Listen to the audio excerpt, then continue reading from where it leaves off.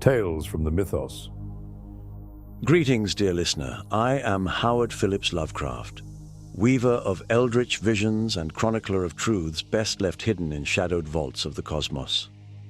Tonight, I present to you 3 chronicles steeped in madness and mystery, bound together by their shared descent into the abyss.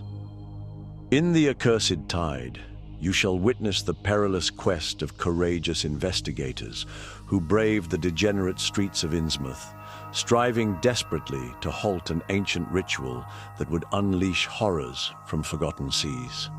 Then, aboard the unsettling night train, follow a father's harrowing journey through paranoia and confusion, his mind unraveling as he races desperately toward the memory of a daughter whose name even now slips from his grasp.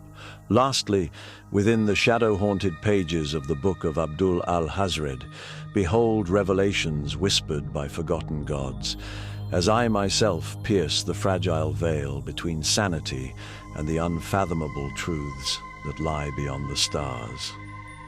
If you have found this dark compendium intriguing, kindly inscribe your thoughts within the comments below. Press the curious rune marked like, and subscribe to this channel to peer further into the boundless darkness that surrounds us all. Until we meet again, may your dreams remain mercifully mundane, though having glimpsed such cosmic terrors, I can promise nothing.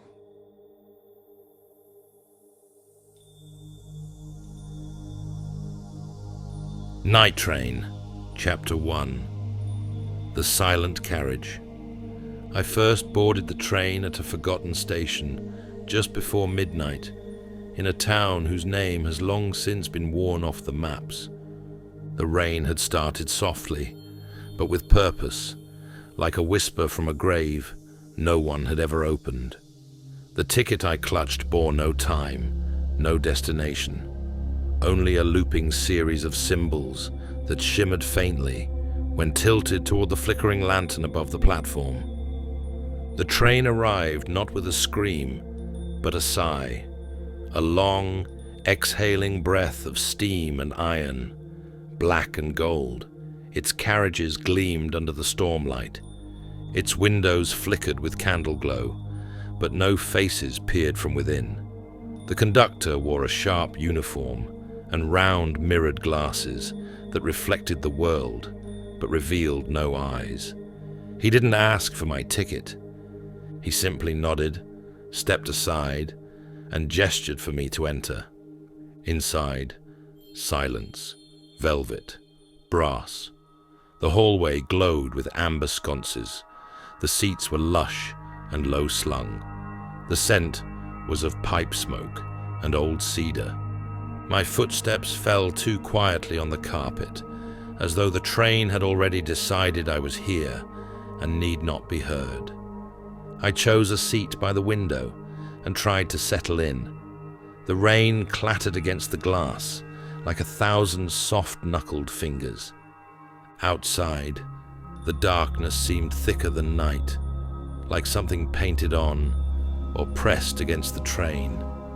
At first, I was alone. The first hour passed like a dream. I explored the cars, expecting the occasional porter, perhaps a conductor or fellow passenger wandering from berth to bar. But the compartments were empty, every room quiet. In one car, a grand chandelier hung from a ceiling painted with constellations I didn't recognize. In another, glass walls revealed passing forests that shimmered in unnatural moonlight. There were no announcements, no stations.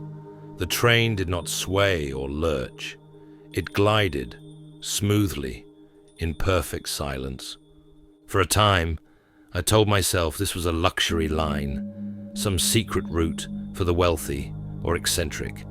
Perhaps I'd boarded the wrong train. Perhaps I was dreaming. But even dreams have rules. This place had none. And still, none of it mattered, because I was going home. It had been too long, years perhaps. I stopped counting. I think I stopped a lot of things after what happened, after I left. But my daughter, She never left my thoughts, not once. She would be grown now, taller, wiser, quieter maybe. I imagined her sitting by the window with a book in her lap, curled in that old sweater I left behind, or walking home from the bakery with a paper bag of rye and a bundle of lavender. Did she remember the scent of lavender? This train was my way back to her, back to something I had once been. And no matter how strange the journey, nothing would stop me from seeing her again. It began with a shift in temperature.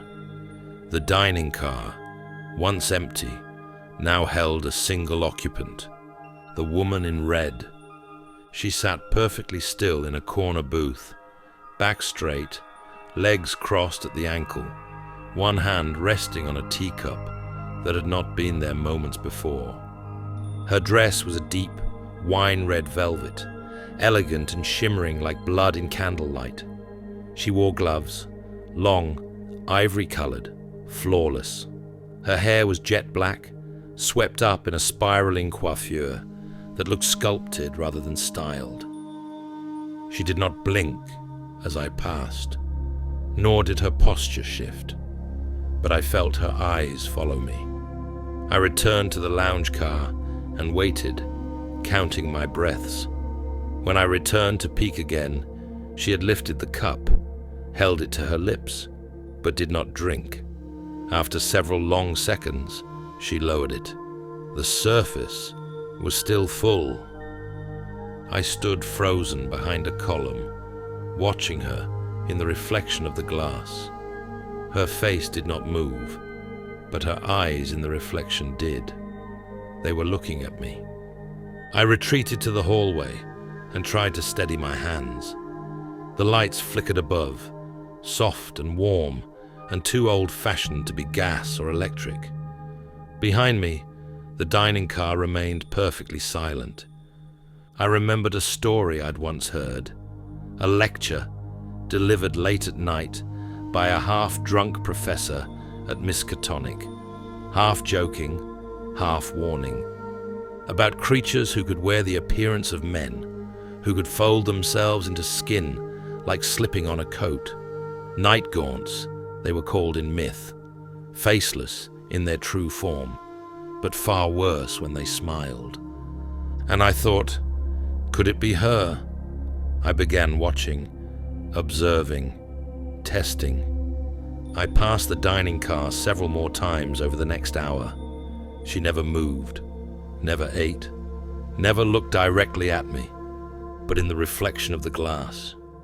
She watched. I tried coughing near her table. No reaction. I dropped a spoon on the floor. She didn't flinch.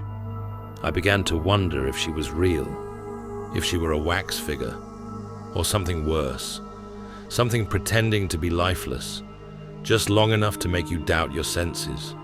Her skin, what little of it I could see, had no flaws, no pores, no freckles or imperfections, just a smooth, porcelain glow that shimmered faintly under the chandelier. Her gloves never wrinkled when she moved. Once, when the train passed beneath a tunnel and the shadows surged along the window, I saw her reflection blink sideways, not vertically, sideways, like a reptile, or something made in the image of a reptile, but wrong. That's how she'd do it, I thought. Wait until I slept, slip into my cabin with no sound at all, and then maybe she'd sing. That's what some of them did in the old stories. They sang you out of yourself. You'd smile, you'd sigh, you'd follow, and then you'd be gone. I needed fresh air, or a drink. I returned to the lounge and poured myself something that claimed to be bourbon. It tasted like a memory of bourbon, something slightly sweet and distant, like a shadow of a flavor left behind after waking from a dream.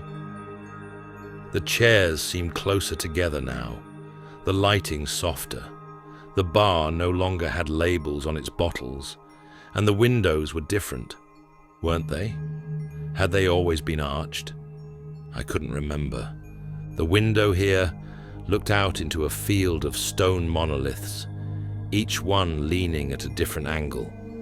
They passed too quickly for me to count, but each seemed marked with a symbol. When lightning flashed, I saw movement between them, shadows hunched and slinking, keeping pace with the train. The light flickered again. I turned, and the lounge was empty. I stepped back toward the dining car to check again, and the woman in red was gone too. Her teacup still sat on the table, full, untouched. Chapter 2. Passengers. The lounge car was different. I couldn't put my finger on how exactly. The bar seemed closer to the window, or the chairs had been rearranged, or perhaps they hadn't. I couldn't remember clearly what it had looked like before. I stood at the threshold for nearly a minute, staring at the sconces, the bottles, the carpeting, wondering why it felt so wrong. Was it like this before? Had I already come through here once tonight? I couldn't remember. The drink I poured tasted faintly medicinal, slightly sour. The label on the bottle had been torn away, or perhaps it had never been there to begin with. I took one sip and set it aside. I sat at a booth near the window, fingers drumming softly on the table. My hands felt colder now, a sort of tired ache settling in the bones. Outside, the storm rolled steadily by, but something about the rain had changed. It fell in patterns now, a rhythm, a repeating knock against the glass. My thoughts drifted back to her again, my daughter. She would be older now, not quite grown, but no longer the child I remembered. I tried to picture her face, how it had changed. Had her voice deepened? Did she still laugh in that bright, startled way when the cat jumped on the table? I tried to conjure that laugh, and for a moment I heard it in the distance. But no, it was only the ice settling in the glass beside me. I had to get back. I'd been gone too long for reasons I still couldn't put into words, or wouldn't. The old man with the suitcase. He appeared 2 cars down from mine, seated beneath a brass reading lamp that sputtered faintly with a kind of deliberate irregularity, like it couldn't decide whether it should illuminate him or not. He wore a black overcoat, 2 sizes too large, sleeves hanging past long, thin wrists. His posture was all wrong. Stiff, slumped, yet somehow coiled, as though whatever held that shape didn't quite understand how to wear it. His face. I struggled to describe it even as I looked at him. A blur behind a suggestion of features. Mouth? Maybe. Eyes? I think so, but never all at once.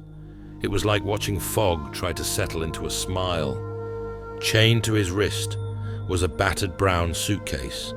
The chain was thick and rusted, but the man showed no strain carrying it. The case itself was scuffed, dented, but gave off no scent at all. No dust, no age, just presence. He never blinked. I never saw his chest rise or fall, but every so often the chain would twitch and he'd look down, not as if reacting, but as if listening. He muttered too, though never with moving lips. Low syllables like reversed breath, words without shape. Once, as I passed, he said, "You carry it too." And then he smiled. I think. That's how he'll do it. I'm sure of it. Wait until I sleep. Unchain the case, and from it will crawl whatever shape he wore before this one. Or perhaps the suitcase is him, and the old man is just a placeholder, a kind of coat rack. He'll shed it when the time comes, and then I won't have time to scream. When I returned to the corridor, something about the floor was different, sloped slightly downward.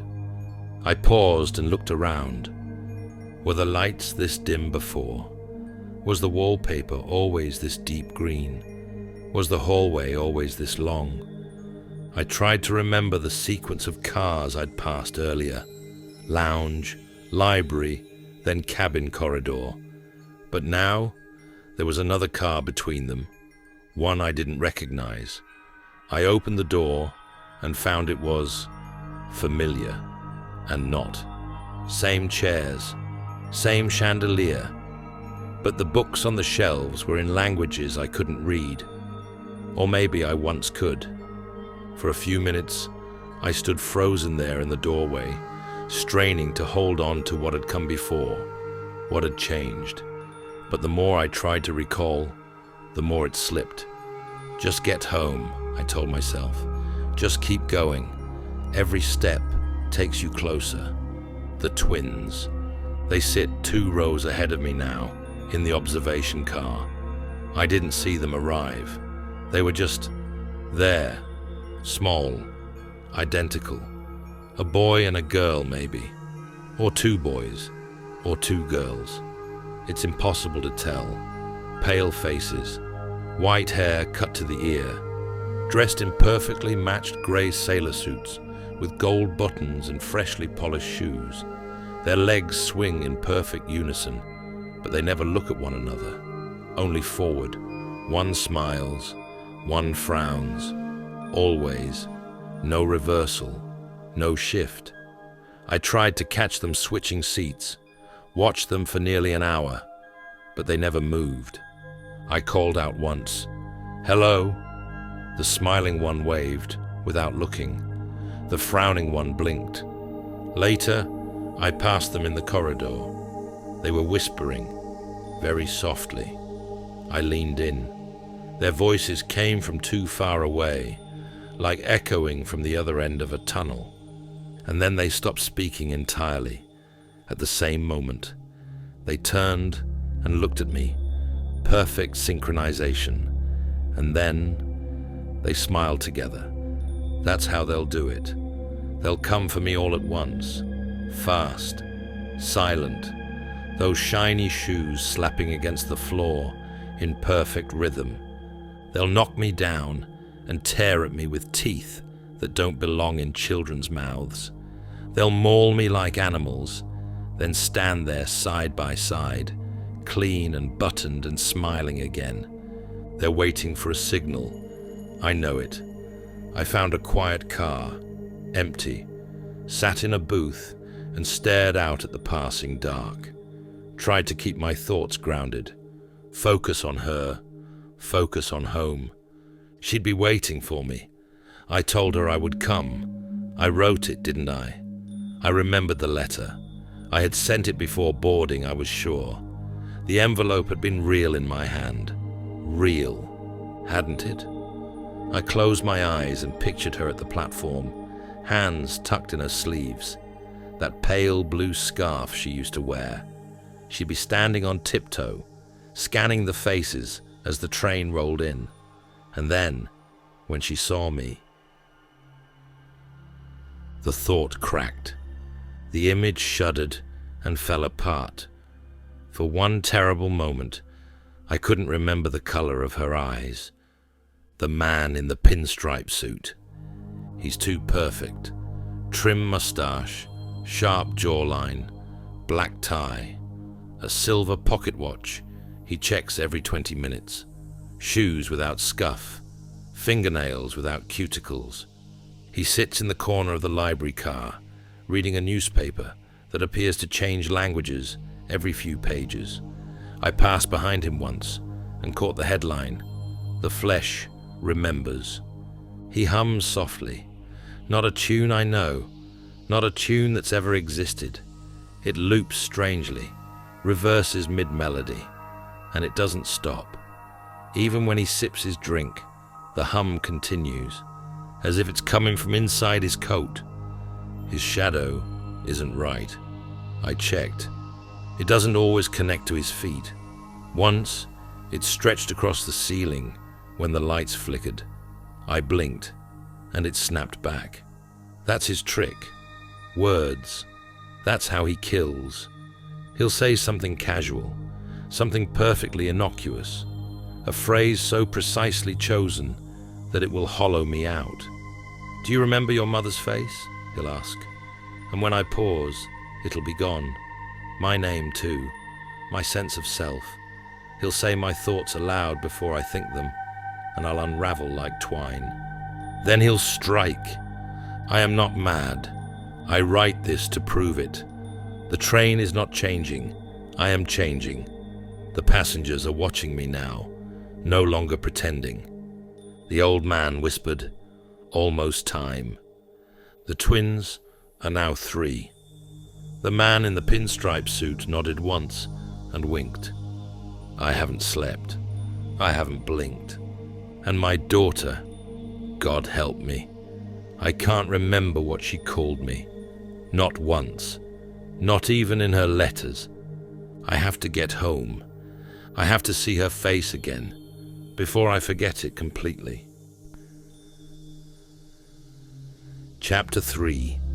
Final destination. They know now. I can see it in how they shift in their seats when I pass. The smiles are too measured. The glances too perfectly mistimed. No one speaks to me, but I know they're talking when I leave. I hear the echo of my name in their silence. They're not hiding anymore. I stayed in my cabin for a while, though even the concept of a while has begun to slip. Time feels rubbery now. Clocks change their faces. Watches spin in both directions. I counted seconds once, just to test. They didn't behave. I haven't seen the conductor again. He doesn't walk past my door. He doesn't call for tickets. He doesn't even seem to exist outside the one moment I asked him about the destination. That was when he smiled and said, "You'll know when we arrive." I should have asked what the cost of the ticket was. The window shows only fog now. Endless, starless grey, like the train is slicing through the inside of a cloud that never ends. I press my face to the glass sometimes, hoping to see lights, a village, a signal tower, but there's nothing. Sometimes I think I see her, my daughter, standing in the fog beyond the trees, or inside the reflection, just at the edge of the frame, always too far to touch, always gone by the time I blink. A woman stopped by my door. She knocked, softly, said, "Are you all right in there?" Her voice was gentle, concerned. I didn't answer. She knocked again and said, "You've been in there a long time." I didn't recognize the voice, but it didn't matter. That's how they get in, through kindness. That's how the gaunts work. They imitate compassion, mimic familiarity. When I didn't respond, she waited. Then I heard footsteps retreating, slow, reluctant, but not defeated. I walked the corridor again. Everything had shifted, but not physically. Memory was the thing that broke. The colors of the carpet, the arrangement of the chairs, the number of lamps on the walls. None of it was consistent. I turned a corner and ended up in the dining car again. Empty, still, silent. The same teacup sat on a table near the far wall. Not hers. Just a teacup. Still full. Another passenger approached me as I passed through the lounge. A man in a grey coat. Harmless. Nothing odd about him at all, except his mouth moved too slowly when he said, "You look pale. Are you ill?" I nodded and walked past without a word. He didn't follow. but I felt his eyes press into my back like fingers. They're closing in now. I can hear them at night, moving past my door. Soft steps, a brush of cloth, the low squeal of metal, maybe a hinge, maybe a claw. They don't knock anymore. They wait. They're patient. That's the worst part. They can wait forever. I pressed my forehead to the glass, whispered her name, tried to remember what her face looked like the day I left. Her hands were smaller then. She held mine in the station and said she'd wait for me. "I'll come back," I told her. "Promise?" "Promise." Someone touched my shoulder. I screamed. It was the woman from before. She pulled her hand back, wide-eyed, apologizing. "I didn't mean to scare you," she said. "You just looked..." I turned away and walked fast, too fast. She called after me, but the words had changed. She wasn't saying anything real anymore, just vowels and wet syllables. I ducked into the next car. The man in the pinstripe suit stood there, arms folded, watching. I turned again, back the other way. A twin waited near the door. Just one, but it didn't matter. They were all around me now, watching, waiting. They'll take me soon. They've already started. I can't remember my name. I can't remember what I did to deserve this. I can't remember why I left. Only that I have to get back. Have to, I snapped. I turned to face them all, the whole car, every passenger, and shouted, "You're all night gaunts. You think I don't see you? You think I haven't figured it out?" They stopped what they were doing. The twins froze mid-step. A woman gasped. The man in the pinstripe suit blinked slowly, folding his paper. I grabbed my briefcase and began swinging it in wide arcs. "Stay back. I know what you are." They moved to stop me, hands out, not in aggression, but concern, and that only made it worse. I screamed and swung at the nearest figure, one of the twins. It didn't dodge, just stood there, smiling. The briefcase struck its shoulder, a sickening human sound. The smile crumpled. The child dropped to the floor. Someone screamed, and then they were on me. Hands grabbed my arms, pinned me down. I fought, kicked, shouted, "You'll never take me. I see you. You're all in on it." The world narrowed. The lights flickered. And then, darkness. When I woke, I was handcuffed in a hard wooden seat, wrapped in a scratchy blanket. The train had stopped. Through the rain-streaked window, I saw a grey concrete platform and the unmistakable yellow glow of a rural station. A police officer stood over me. "You're lucky no one was seriously hurt," he said. "You want to tell me what the hell happened back there?" I'm sorry," I stammered. "I got confused. I thought they were night gaunts." He rolled his eyes. "Sure, mister. Night gaunts. Happens all the time." He put a hand on top of my head as I ducked into the back of the police car. The engine started. The world moved again. We pulled away from the platform. The train behind us stood still, gleaming in the station lights like a dream interrupted. I leaned back in the seat, rain tapping against the glass, my heart still hammering out confused rhythms. Maybe I was just sick. Maybe there were no monsters. Maybe I was never on a train at all. The officer didn't speak, just drove, eyes forward. And then I looked up. The rearview mirror tilted just enough to show me his face, and he had no face at all. Just a smooth, black stretch of skin. No eyes, no mouth. A perfect night gaunt. Nothing to fight, nothing to fear. So perfect, so beautiful. All my memories die. I can't even remember where I was heading to on that train. I give myself willfully to the horror of the night.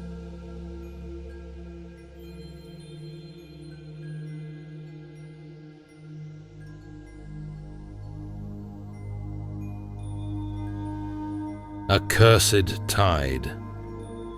Prologue. The Pact Beneath the Waves. They say the town was founded by fishermen, and maybe that's true, but it was never a place of clean nets and honest work. From the beginning, the salt bit too deep, and the sea gave back more than it took. Innsmouth was a pact, not a settlement. The old stones of its wharves were paid for in more than coin, and the names etched above its doorways, Allen, Marsh, Gilman, were written into a darker ledger long before they were carved in granite. And somewhere beneath that rotted town, the voice that made the pact still whispers. The buildings sag now, heavy with secrets and sea brine, and the people have grown strange. Their eyes linger too long. Their silence stretches too wide. Something is moving beneath the surface, beneath the streets, beneath the tide, beneath the years. The curse isn't just coming, it has always been here. Chapter 1. Omen Hour. Albert Albright drove east beneath a sky thick with low, rolling clouds, dark as smoke, and lit only by the flickering orange glow eyes of passing street lamps. The air had that cold, stagnant stillness particular to the witching hours, when the world seemed to pause and listen. Only the hum of his engine and the distant rhythmic slap of windshield wipers broke the hush. A faint mist clung to the roadside trees, thin and spectral, like the trailing garments of some long-dead procession. He glanced at the dashboard clock. 1:43 a.m. The old Volvo rattled slightly as he accelerated, the tires spitting against the wet road. Why 2 a.m.? That question circled in his thoughts, like a vulture waiting for something to die. Armitage had called him at 12:06 a.m. The old man's voice had been unusually tight, controlled, but taut, like piano wire under strain. Come to Miskatonic. Restricted archives. Too sharp. Don't delay. This cannot wait. Albert knew better than to argue. Dr. Henry Armitage didn't make casual requests. The man had stood at the epicenter of more than one esoteric crisis, most of which never made the papers. Rituals disrupted, tomes confiscated, unspeakable things banished or buried beneath stone and silence. And Miskatonic, for all its ivy-covered Gothic charm, was no ordinary college. It was a fortress, not of brick and mortar, but of knowledge. A great, creaking lighthouse keeping vigil over a storm-tossed sea of horrors mankind was never meant to comprehend. Founded in 1690, Miskatonic University sat like a brooding elder above the sleepy town of Arkham, its weathered spires and moss-veiled gargoyles gazing eternally eastward, toward the coast, toward Innsmouth, and toward the places where the veil was thinnest. In its subterranean vaults and forbidden wings were names whispered only in candlelight. Dr. Francis Morgan, who had catalogued the Book of Abdul, Professor Wilmarth, who'd corresponded with those whispering intellects beneath Vermont's hills, and of course, Dr. Armitage himself, who had once faced the child of Yog Sothoth at the top of a burning hill. Some universities studied history. Miskatonic studied what history forgot. Albert tightened his grip on the wheel. He hadn't been called in for years. Not since the Dunwich investigation. Even then, Armitage had seemed firm, professorial, confident.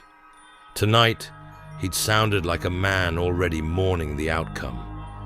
He pulled from the flask in his coat pocket a swig of rye sharp enough to clear the fog from his brain, and tried not to look at the shadows collecting in the woods beside the road.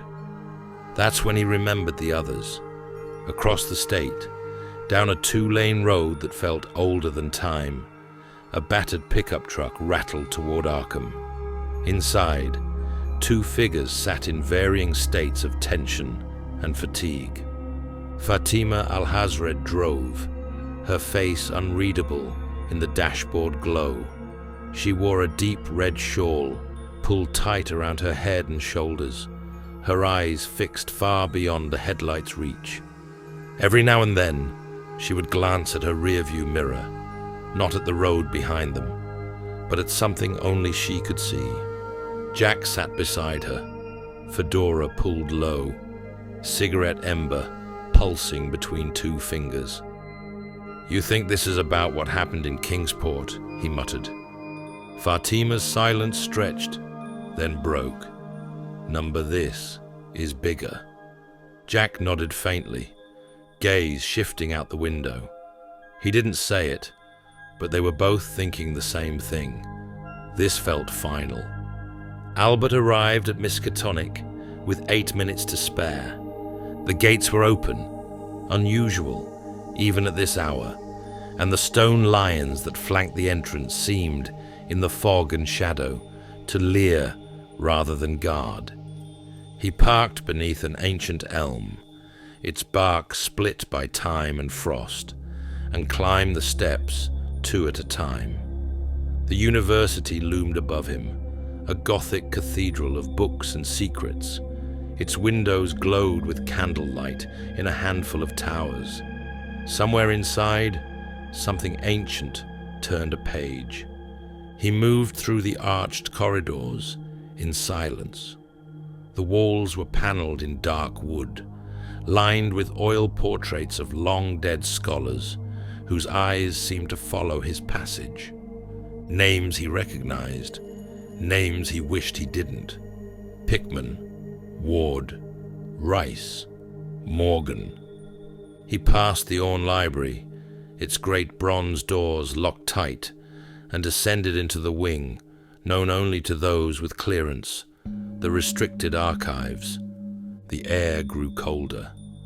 He pushed open the final door and stepped into the room, just as the hour struck.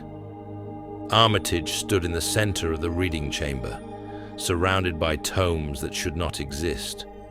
The Pinacotic manuscripts, the Eltdown shards, a weathered copy of the Revelations of Glarkey, sat open on a lectern beside him. Candles burned low, their wax pooling like blood on the polished oak. The old man looked up. He hadn't aged so much as withered, drawn in, like a leaf left too long in sunlight. "You came," he said. Albert nodded. "Of course. You sounded shaken." Moments later, Fatima entered, followed by Jack. The air in the room thickened with tension the moment the door shut behind them. Armitage didn't waste time. "Innsmouth," he said. "They're trying to complete a rite, a final one. If they succeed, Innsmouth's transformation will be sealed in full. The Deep Ones won't just haunt the town, they'll own it, body and soul. What's left of humanity there will be swallowed whole, and the curse will no longer be confined to that place. It will spread." He stepped toward the table and unrolled a brittle nautical map, circles marked in red around the harbor and wharves. The ritual depends on the remaining bloodlines, the Marsh and Allen families. They've been interbreeding with Deep Ones for generations. Most are gone now, converted, taken, or mad, but a few still carry the remnants of what was once human. If we can get them out before the rite completes, It may collapse the entire structure. He turned to a small red leather journal bound with twine and handed it to Albert. 6 names, 3 from each line, last known locations. They are to be retrieved, removed, by force if necessary. Some may not come willingly. Some may already be too far gone. Albert scanned the list. And we're going in by boat? Armitage nodded. Quietly. A small vessel. Slip in by night and extract the targets. Fast, clean, unseen. Then his tone shifted. A hesitation crept into his voice. I sent someone in ahead of you. Albert looked up. Jack narrowed his eyes. Armitage continued. Porkchop. I asked him to go in quietly. Alone. He's unassuming, good at keeping his head down. The idea was to confirm targets, map patterns of movement, send back intel. You what? Jack's voice rose. He's a solid investigator, sure. But if something physical goes wrong... I know, Armitage said, holding up a hand. I know. It was a calculated risk. He was reporting in each night at 10 p.m. Short signals. Enough to let me know he was alive. He looked down at the map. But tonight, nothing. I waited. Tried every backup line we'd set. Nothing. That's when I knew. I had to act. This isn't just a mission now. It's a rescue. Albert's jaw tightened. So why not tell us that up front? Because I didn't know for sure until just before I called you. If I was wrong, I'd be risking a panic. But now, I'm certain. Something's happened. He may still be alive, or he may be in their hands. A long silence followed. Then Fatima spoke, her voice thin but unwavering. Then we go, all the more reason. Jack exhaled through his nose, rubbed his temple. God damn it. Armitage tapped the map again. If you fail, he said, the remaining bloodlines will be absorbed. Forever. The last chance to sever the town's tie to the deep ones will vanish, and Innsmouth will be lost. He looked at them now, eyes gleaming with something between desperation and reverence. And what lies beneath Innsmouth will not stay there. The tide will rise. The curse will move outward. It always does. Chapter 2. Gathering Storm. Miskatonic's bell tower struck 2, the sound carrying faint and hollow through the narrow windows of the restricted archives. None of the 3 moved as the final chime faded. It felt like a seal being broken. Armitage turned toward the shelves behind him, hand hovering over a row of cracked spines, before settling on a red leather journal bound with twine. He passed it to Albert with the same solemnity a priest might show, offering last rites. Names, last known locations, Marshes and Allens, 3 of each. I compiled this while Porkchop was inside. Street notes, hideouts, behavioral observations. Some are still lucid, others less so. Albert flipped it open. 6 names, scrawled notations in Armitage's precise, anxious hand.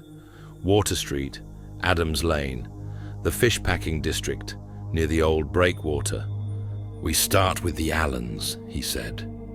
Fatima had drifted to the window, staring out into the mist beyond the campus grounds. She didn't speak, but her stillness was answer enough. Jack paced the floor like a man preparing for trial. So best case, they come quietly. Worst case, we drag 6 fish-eyed cousins of Dagon out of their rotting homes while a cult tries to feed us to their god. Armitage didn't smile. If it were anything less, I wouldn't have called you. The docks of Arkham Harbor were quiet by dawn, cloaked in fog and the sleepy hiss of incoming tide. Albert stood with his coat drawn tight and one hand clutching a half-empty thermos of black coffee, staring at the boat waiting at the far slip. It was a modest fishing vessel, stripped of markings, names scrubbed clean off the hull. At the helm stood Zadok Allen, an old salt with sunken cheeks and a long history with Innsmouth. He hadn't asked questions. He never did. "You're pushing it," Zadok muttered as the team approached. "You'll get maybe 12 hours before the tide's against you. Less if the wind turns." Albert handed him a folded envelope. "Then we won't take longer than 12. Fatima climbed aboard without a word. Jack followed, adjusting the leather holster beneath his coat. "I assume we're not stopping for fried clams," he said. "No," Albert replied. "We're going fishing." They set out just past 6, the sky bruising purple as the sun threatened to rise, but never quite did. The fog clung thick to the water like a second skin. Every creak of the boat's hull, every splash of the waves against the bow, felt amplified in that silence. Jack leaned on the railing beside Albert, the wind tugging at his coat. His voice was low, meant only for the two of them. "Did Armitage tell you anything else about Porkchop? Any hint what might have gone wrong?" Albert hesitated, then nodded. "Bits and pieces. He was staying in a boarding house near the north side, posing as a freelance surveyor, someone interested in coastal erosion records. Said he blended in well enough, kept to himself, took notes on movement patterns, marked likely locations for the heirs." Jack frowned, squinting into the fog. "And the last time Armitage heard from him?" "Night before last. 10 sharp. Just like they'd arranged. A short pulse on the line. That was their system. Minimal contact. Coded phrases. Everything was fine." Albert's jaw tightened. "Then last night, nothing. Total silence. Like he vanished." Jack flicked the ash from his cigarette into the waves. He wouldn't just stop. Not him. "I know," Albert said. "That's what scares me." Innsmouth approached in fragments. Shapes of buildings slumped against the shoreline, crooked spires and half-collapsed rooftops emerging like broken teeth. The whole town seemed to be sinking under its own weight. Windows stared blankly. Nothing moved. The motor chugged to a stop as they neared the crumbling piers outside the harbor.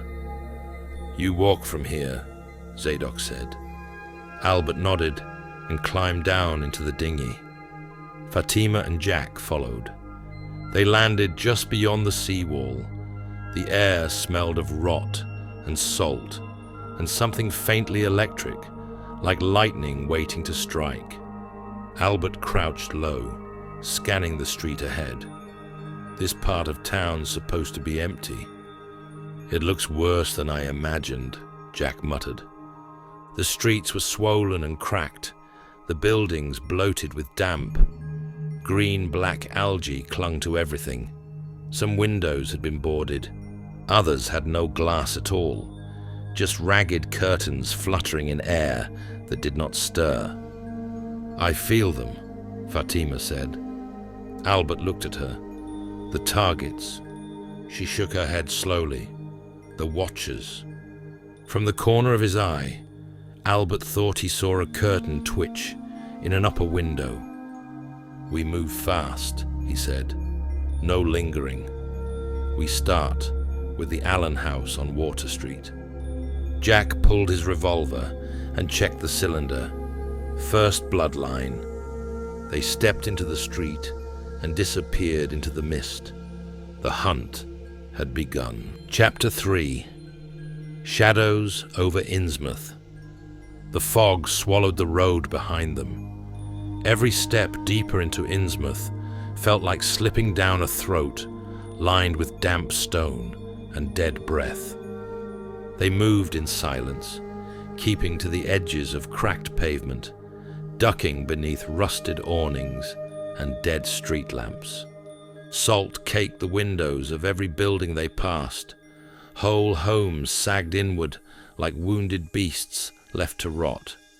Somewhere far off, a gull cried, sharp and human-sounding, in the quiet. "This is worse than it was 10 years ago," Albert muttered. "It's not a town anymore," Fatima said. "It's a waiting room." Jack scanned the streets, hand near his coat pocket. Waiting for what? No one answered. The first target was Eleanor Allen, age 76. Armitage's journal said she was once a school teacher, long retired, and the last member of her branch of the Allen bloodline, still living within the town proper. She'd refused every offer to evacuate. Her house stood on Water Street, near the old sea wall, set back from the road by a fence of leaning iron. The gate hung open, and the yard beyond was littered with driftwood and rusted scraps. They crouched behind the front hedges, what little remained of them. "She's probably still inside," Albert said. "Armitage said she didn't leave much. No relatives, no known order activity."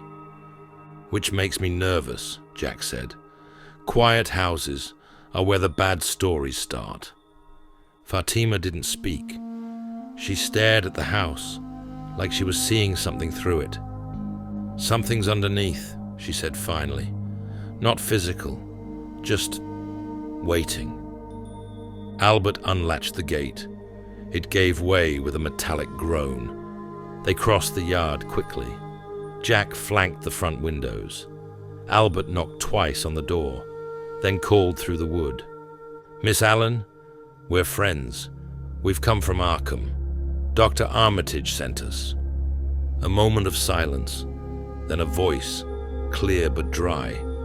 "I told him I'm not leaving." Albert looked to Fatima, who gave the smallest nod. He tried again. "We're friends of Porkchop. He came here to find you, and he's one of ours, one of us. We were all sent together from Miskatonic University to help, to save you and your bloodline." Another pause. Then the lock clicked from the inside. The door opened 4 inches. The face that peered out was lined like cracked parchment, her grey hair pulled into a tight bun. Her eyes were startling, pale green, lucid, sharp. "You came with guns," she said, "just like last time." "No guns, unless we need them," Jack said from the side. "Just answers. I already gave them, years ago, and the answer is no." She opened the door wider and stood there, tall and thin, her shoulders knotted with quiet strength. "You don't understand," she said. "They're not forcing us, not anymore. We chose this. I chose this." Albert stepped forward. "To become one of them? To survive," she said. "To belong. We've fought for a century to keep the blood alive, to make the transition complete. You still think that's a tragedy?" Albert met her gaze. "If you stay here, and if the bloodlines finish transforming, Dagon's ritual will be completed. And when that happens, this curse won't stop with your family. It won't stop with Innsmouth." She frowned. Albert pressed on. "The Order's been keeping him contained here, bound, half awake. But once the last of your line is gone, the chain breaks. And when it does, he's free. The sea opens.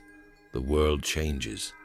All the pain you've endured," Fatima added softly, "will be visited on every town, every family. Dagon won't be confined to this coast." Eleanor gave a confused look on her face.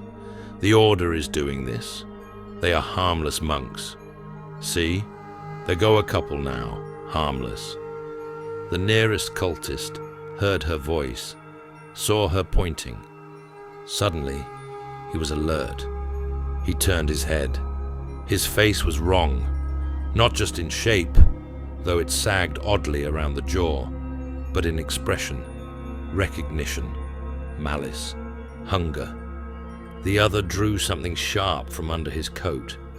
"They saw us," Jack said. "Back!" Albert shouted. The cultists moved with sudden, wet speed, crossing the street and up the porch in seconds. A third and fourth figure emerged from behind a nearby hedge, followed by a fifth from the side yard, dragging a hook-shaped blade behind him like a priest bearing a relic. The porch exploded into chaos. Albert swung his cane into the wrist of the first attacker. Bones snapped with a crack, the knife clattering away. Jack drew and fired, 2 precise shots, dropping one of the front runners mid-lunge. Fatima stepped back, her shawl caught by the wind.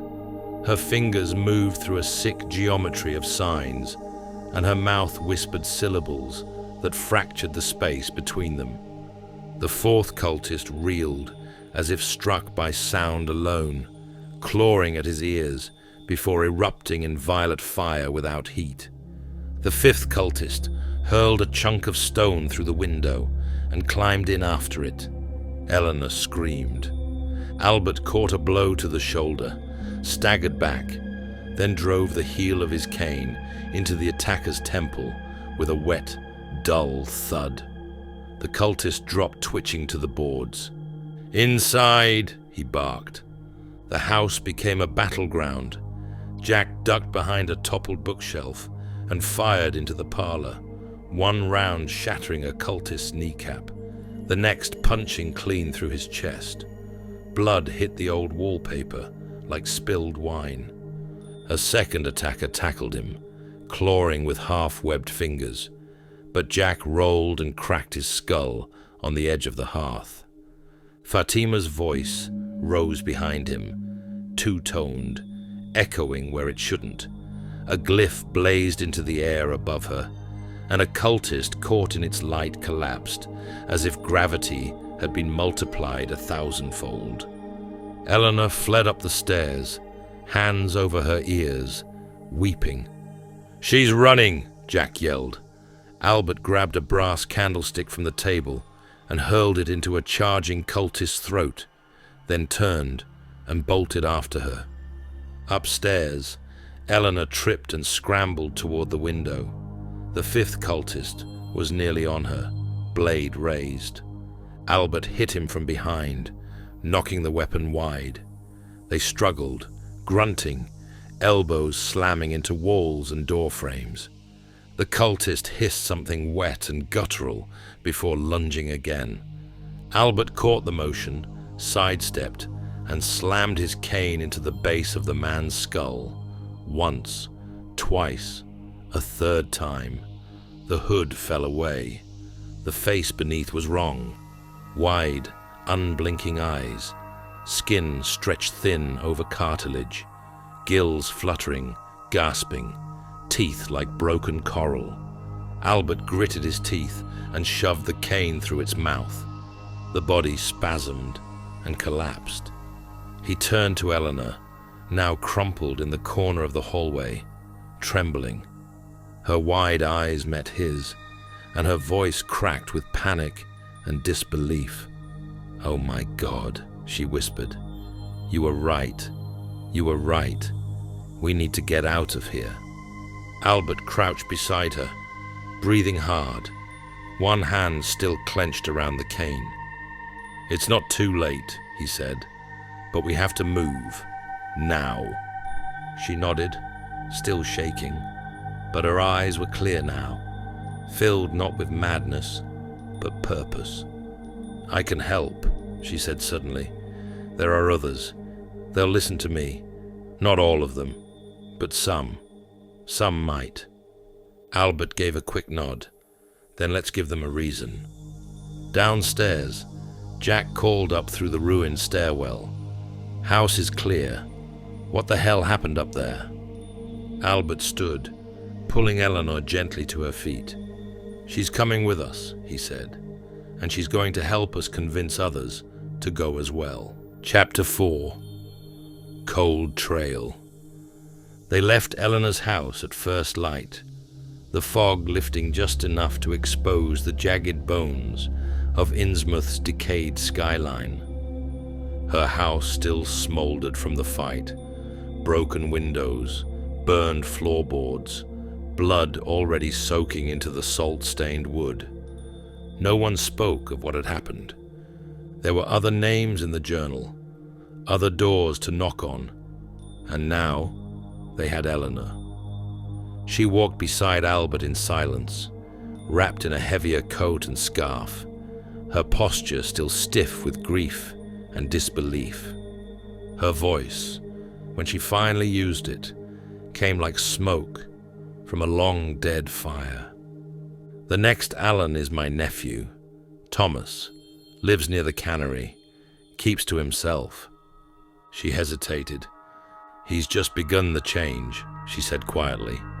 The good news is, it's not too late. The bad news is, it's tearing him apart. He's angry, violent, not himself. Albert nodded, flipping through Armitage's journal. That's where we're headed. Jack took point, eyes sharp behind the brim of his hat. His revolver stayed in hand now, unholstered. Fatima trailed behind, shawl wrapped tight, lips moving occasionally in low repetition. Not prayer, not exactly. She was watching. The cannery loomed like a rusted carcass at the edge of the waterfront. Walls of sagging sheet metal, windows gummed with sea salt and smoke. The surrounding buildings were little more than slumped shacks, half swallowed by moss and tide. This way, Eleanor said, pointing to a narrow alley. They passed through a corridor of leaning walls and emerged into a courtyard slick with algae. A single door stood at the far end, nailed shut from the outside. Albert exchanged a look with Jack. Eleanor's face had gone pale. That wasn't like that yesterday. Albert stepped up and rapped 3 times. Thomas? Silence. Then, go away. Jack stepped forward. We're with your aunt, he called. She's here. We came from Miskatonic to get you out. A pause. Then came a hollow voice from behind the door. I don't believe you. I saw what they did to Porkchop. Albert's blood froze. He stepped closer. You saw him? I heard him, Thomas said. 2 nights ago, screaming from under the streets. Then nothing. Fatima's head turned slightly. Underneath, they took him below. Eleanor pressed her hand against the door. Thomas, it's me. Another silence. Then a dry laugh. Of course it is, because this week can't possibly get worse. A bolt slid free. The door cracked open. Thomas Allen looked nothing like Eleanor. He was young, maybe 35, but his eyes were too large. His skin pulled too tight across cheekbones that didn't quite fit a human skull. He hadn't finished changing, but he hadn't surrendered either. He stared at them, eyes landing on Eleanor last. You came to take me away? Yes, she said, because if you stay here and become one of them, our bloodline ends, and this curse will spread everywhere. Thomas glanced back into the room. Just a cot, a lantern, and a floor hatch reinforced with iron. He stepped outside. Then let's go, but I know a place we should check before we leave town. Albert raised an eyebrow. Why? Because if they took Porkchop underground, Thomas said, I know where the entrance is. But as he spoke, his expression twisted. He staggered, mid-sentence, his entire body locked up, like muscles caught in invisible cords. His eyes went wide. Then he dropped, writhing. His limbs lashed out, twisting, convulsing. Albert knelt to help him. Thomas? But Thomas's arms whipped out and grabbed him, yanking him down with the sudden strength of something not entirely human. Jack shouted, and Fatima moved, but Thomas was already wrapping himself around Albert, arms and legs, pressing him to the ground, his hands closing around Albert's throat in a monstrous grip. "Get him off me!" Albert choked, struggling. Jack raised his gun, then stopped. "We can't shoot him." Fatima's eyes flared with sudden resolve. She reached into her satchel and drew the Necronomicon, pages marked and ready. Her fingers flew through the air, weaving sigils only she could see. "Hold him," she whispered. The air pulsed. A wave of pressure hit the room, silent but forceful. Thomas went rigid, his mouth frozen mid-snarl. His arms loosened. He slumped to the floor, breathing heavily, dazed but alive. Albert coughed and rolled free. "He's out," Jack muttered. "Sort of." "He's conscious," Fatima said, closing the book. "But that's all I could risk. He won't be able to speak clearly or fight. Not for a while." Thomas blinked at them, unfocused. Albert stood, shaking. "We're taking him to the boat."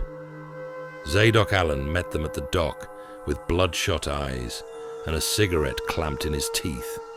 "Jesus, what happened to him?" "Trouble," Albert said. "We'll explain later. Just keep him here." Zadok gave a slow nod. "He'll be safe." Albert turned back to the others. "Who's next?"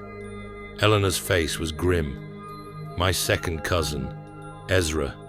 He's still himself, for now. But the rest of his family, they've changed, and they won't be happy to see me." Chapter 5. The House of Tides. Ezra Allen lived at the edge of Innsmouth's southern slope, in a salt-crusted manor that leaned over the sea like it had grown from the cliffs themselves. The wind battered the house constantly, screaming through broken shutters and rattling the crooked weather vane atop the gabled roof. It hadn't been painted in decades. The wind battered the house constantly, screaming through broken shutters and rattling the crooked weather vane atop the gabled roof. It hadn't been painted in decades. "He's still himself," Eleanor said, as they stood beneath the warped awning. "But not for long. And the others?" She glanced at the darkened windows. "His brother, his sister, they've changed." Albert drew in a slow breath, one hand resting on his cane. "We don't kill them," he said. "Any of them, no matter what." Jack gave a short nod. "Then we better be fast." Fatina didn't answer. She was already flipping through the Necronomicon. The door was unlocked. Inside, the air was thick with damp.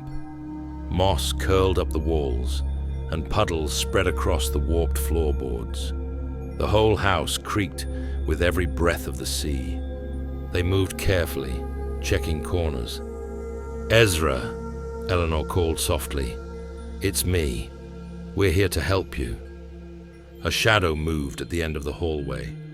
A man stepped into view, thin, wide-eyed, arms slightly too long for his coat sleeves.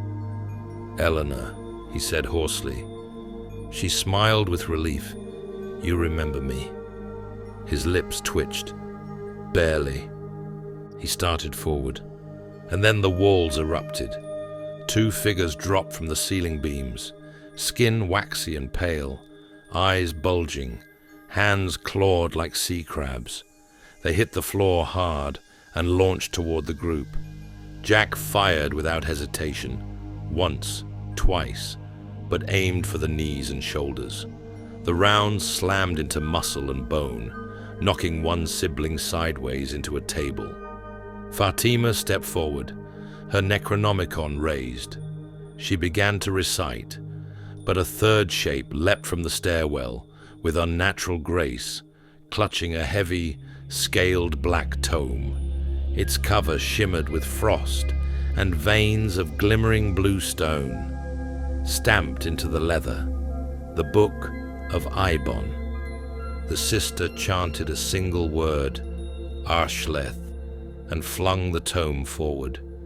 Black vines erupted from the cover and wrapped around the Necronomicon, slamming it shut with a violent snap. Fatima staggered, nearly dropping it. "I can't open it," she shouted. "She's bound it with a high sigil. Cold sorcery." "Then we do this the hard way," Jack said. The room descended into chaos. One sibling charged Albert, knocking him back into a cabinet. He dropped low, swept the legs, and drove the butt of his cane into the attacker's ribs. Once, twice, until the man collapsed in a breathless heap. Another hurled a broken chair leg like a spear. It grazed Eleanor's arm, slicing through cloth and skin. "Enough!" she shouted. "They're family!" The attacker paused just long enough for Fatima to rush forward and slam a ceramic jug over his head. He staggered, dazed, and Jack tackled him into the side of the staircase. The sister with the Book of Abdul began another incantation. Slower now, hands drawing runes in the air that left frost in their wake. Fatima ducked behind the sofa and hurled a handful of crushed salt and ash from her pouch. It struck the sister's chest and ignited, a flash of light and sound like thunder underwater. The spell faltered. Albert grabbed the nearest curtain and yanked it down, wrapping the sister in the thick cloth and tackling her against the banister. Jack dashed up the stairs and returned with a length of old rope, quickly binding her arms and legs. "Don't kill them," Eleanor cried again, already checking her brother's pulse. "Not the plan," Albert growled, dragging one of the limp bodies away from the shattered coffee table. Fatima knelt beside Ezra, who had curled into a fetal ball in the corner. "We need to go," she whispered. "Right now." Ezra nodded, shaking. They were waiting. They knew you'd come. Albert stood. Then they won't be far behind. They slipped out the back of the house, moving quickly through overgrown alleys and behind ruined sheds. The fog had begun to creep back in, thicker now, laced with a sulfuric tang. They were halfway to the next block when Jack held up a fist. Footsteps, shuffling, a whisper of robes against brick. 2 esoteric order cultists stepped into the alley behind them, faces half covered, one holding a long curved blade wrapped in kelp string. A third appeared on the rooftop above. Albert swore. "Move!" They ran. The group darted through the alley, down a slick stone stairwell, leaping over broken crates and half-sunken drains. A hand grazed Jack's coat. He spun and cracked an elbow into the cultist's jaw, sending him sprawling. They ducked under a broken fence and emerged in the market square. Empty, silent. The cultists didn't follow. "Lost them," Jack said, breath ragged. "For now." Ezra leaned on Eleanor, barely able to walk. "They're everywhere, beneath, watching." Albert adjusted his grip on his cane, eyes scanning the mist, curling through the square. Fatima wiped seawater from her face and murmured, "There's something else driving them. Not just devotion, something old. I felt it again when that spell hit my book." Jack glanced over. "You think someone's giving orders?" Fatima nodded slowly. "Not someone. Something. There's a presence behind all this. Older than the Order. Older than the Church. I don't know its name, but it's watching us." Albert turned to Eleanor. "Take Ezra back to the boat. He won't make it far like this. And with your name, you won't get close to the marshes without starting a war." She opened her mouth to argue, then closed it, nodding grimly. "We'll bring Zadok with us," Albert added. He's one of theirs. If anyone can get us through the door without blood, it's him. He looked to Fatima and Jack, then back into the waiting fog. One step closer, he said. Let's find the next one, before they find us. Chapter 6. Marsh Blood. The western edge of Innsmouth slouched closer to the sea, its streets sagging into marshy channels and flood-swallowed lanes. Everything smelled of brine and rot, seaweed curling from windowsills, mold feathering the walls in patterns that seemed disturbingly deliberate. Albert stood at the corner of a collapsed bookstore, watching shadows ripple across the waterlogged street. Behind him, Jack checked his revolver again, and Zadok Allen adjusted the collar of his coat with a grimace. They don't like to be called marshes out loud, Zadok muttered. Not anymore. They'll talk in circles, hide in empty buildings, change their faces if it buys them time. Albert nodded. Then we'll play it slow. Fatima's eyes were fixed on the fog ahead. One of them is close. I can feel the resonance, his blood still tangled in the old rites, but slippery. Slippery, Jack asked. Like catching smoke in a closed hand, she murmured. Their first target was Caleb Marsh, last seen squatting in the remains of the old First Union Bank. He'd been a financier once, sharp, charming, dangerous. Now, according to Armitage's notes, he was something else entirely. A ghost in the walls, trading secrets for silence. The bank had sunk halfway into the mud. Ivy and sea fungus crawled through its broken vault, and mold laced the once marble pillars like a cancer. Albert knocked twice on the brass doorframe. Caleb? No answer. They entered cautiously, Jack sweeping corners, Fatima whispering a warding phrase under her breath. Caleb's voice came from above. I told Armitage I'd never leave. He was perched on the balcony of the old loan office, legs dangling over the side like a bored cat. His eyes gleamed yellow in the half-light. His skin looked oiled, almost amphibian, but he smiled with all the charm of his former life. Though I admit, you're better company than last time. Albert took a step forward. You know why we're here. Caleb chuckled. Let me guess. Bloodlines, rituals, escape the curse, all very noble. Jack's jaw tensed. And if we have to carry you? You'll try. Caleb dropped from the balcony, landing silently, impossibly soft. But I've got conditions. Name them, Albert said. Caleb tilted his head. I'll come with you, if you help me retrieve something the Order stole. A charm, an old relic. Without it, I'm not safe from them. I walk into their hands. I die. Zadok stepped forward. You lie like a marsh. Caleb's smile vanished, and you're just a traitor. The tension thickened. Fatima raised her hand. Where is it? In the bell tower, at the Church of the Old Water. They're keeping it under salt and scripture. Albert looked to the others. Trap? Jack. Definitely. Fatima. But not a lie. Albert met Caleb's gaze. Fine. We get it. Then you come quietly. Caleb extended a hand. You have my word. His fingers were cold, damp, but they shook. They crossed town on foot, avoiding main roads and crossing beneath old fishing bridges and broken piers.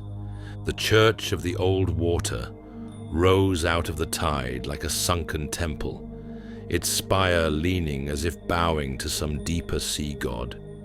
Stained glass windows had long since shattered, and barnacles crusted the eaves. Inside, the nave smelled of old blood and salt. Stone pews formed a crescent around the pulpit, and at the far end, spiral stairs led up into the bell tower. Fatima placed her hand on the stone near the altar and whispered, "It's warded." Caleb nodded. "Of course it is. They know I want it back." Jack muttered, "Then let's not waste time." They ascended slowly. Halfway up, the walls began to shimmer with a faint blue sheen. Sigils etched in rust and brine, pulsing faintly in the dark. Fatima pulled chalk from her pouch and smudged the runes as they passed. At the top, the belfry opened into a square chamber filled with salt barrels, rotted rope, and a rusted cage bolted to the wall. Inside the cage, suspended by seaweed twine, hung a small obsidian charm in the shape of a squid's eye, slick and wet despite the dry air. "That's it," Caleb whispered. Jack reached for the lock. A howl split the air below, then another. Dozens of shuffling feet echoed up the stairwell. "They know," Albert said. "Grab it." Jack smashed the lock with the butt of his revolver. The cage door creaked open. The charm fell into Caleb's hands. For a moment, nothing happened. Then the charm flared with violet light. Caleb gasped, his posture straightening, his voice dropping an octave. "I feel whole." Fatima narrowed her eyes. "What is it really?" "Protection," Caleb said, tucking it beneath his collar. "From them, and from worse." Shouts rose from below. The order was ascending. Albert motioned to the window. "We take the rope." They threw a line over the side and rappelled down the church wall into the rear courtyard. Bullets and spells flew overhead. Sigils cracked into the stones behind them as they ran. As they reached the alley, a shot rang out, sharp and low. Caleb screamed and collapsed, his body hitting the wet stone with a sickening thud. "Caleb!" Jack turned and sprinted back. Albert dropped to one knee, grabbing him under the arms. Blood poured from Caleb's shoulder, dark and sudden. Fatima crouched beside them, already pulling something from her satchel. Caleb groaned, struggling to lift his head. "No, wait, I've got it." With shaking fingers, he reached beneath his shirt and pulled free the obsidian charm, now pulsing with dim violet light. He clutched it to his chest, eyes shut tight. In the space of a breath, the wound closed, skin knitting like wet silk, the torn fabric sealing itself as if time had reversed. The blood evaporated in a hiss of violet mist. Everyone froze. Jack stared. "What the hell?" Even Fatima was speechless. "I told you," Caleb said softly. "It protects me." Albert hauled him up. "Save the story. Move." They ducked behind a piling, waited for 2 heartbeats, then broke into a sprint, vanishing through warped alleyways into the fog-choked dark. They didn't stop running until the harbor came back into view. Caleb leaned against a piling, breath ragged but smiling. "A deal's a deal," he said. "You've got me." Albert nodded, but didn't smile. "One down," he said. 2 to go. Chapter 7. The Drowned Choir. The fog had teeth. It gnawed at the edges of the buildings, clung to their clothes, muffled the sound of their footsteps as they crept south along the waterline toward the fane of the drowned choir, a partially submerged structure, once used for maritime rites, now overtaken by the esoteric order of Dagon. Zadok Allen moved ahead of them, hunched and alert, his eyes darting between doorways and chimneys. He knew the marshes. He knew their moods, their silences, and, most importantly, where they were likely to hide. "We're close," he rasped, pointing toward the shape of a sunken chapel that jutted out of the surf like the spine of a rotting leviathan. "One of them's in there. His name's Jeremiah. Never liked the order much, but his wife turned last year. He's gone quiet since." The wind shifted. From within the chapel came a soft, distant sound, low and wet. It was music, but not human music. Chords rose in spirals, aquatic and broken, like a choir of kelp pulling at the soul of the sea. "The drowned choir," Fatima murmured. "It's real." Albert frowned. "Keep your ears clear. That sound could bend thought." They entered through a sea-slick archway, descending into the main sanctuary. The floor was flooded ankle-deep, and water shimmered beneath the pale glow of fungal lanterns that lined the cracked pews. The pulpit had been replaced with a stone altar covered in coral and twisted iconography. Fatima pressed her fingers to her temples. "There's a spell saturating the air," she whispered. "It's not meant to kill, it's meant to cleanse. A ritual of erasure." Caleb stared up at the altar, transfixed. "I've seen this," he said. "They drown their voices here, and what returns isn't theirs." Jack grunted. "Charming." Suddenly, a shape moved in the choir loft above. Two more rose from behind the altar. Esoteric cultists in half-wet robes stepped into view, faces hidden behind barnacled masks. One held a trident, another carried a harp of bones. The third was Jeremiah Marsh. He looked almost normal, too normal, but the veins in his neck pulsed with unnatural rhythm, and his voice came in a tone that didn't belong in a human throat. "You shouldn't have come." Albert stepped forward. "We're not your enemy, Jeremiah. You know what the Order wants. You know what happens if the bloodlines end. You think you're stopping something?" The cultist with the trident took a step down from the dais, water rippling around his boots. His voice was low, dry as kelp hung out too long in the sun. "You're chasing ghosts. The ritual is nearly done. Even if you pull a few stragglers from their holes, we have more than enough." Fatima's eyes narrowed. "What do you mean, enough?" "Bloodlines are just a fuse," the cultist replied.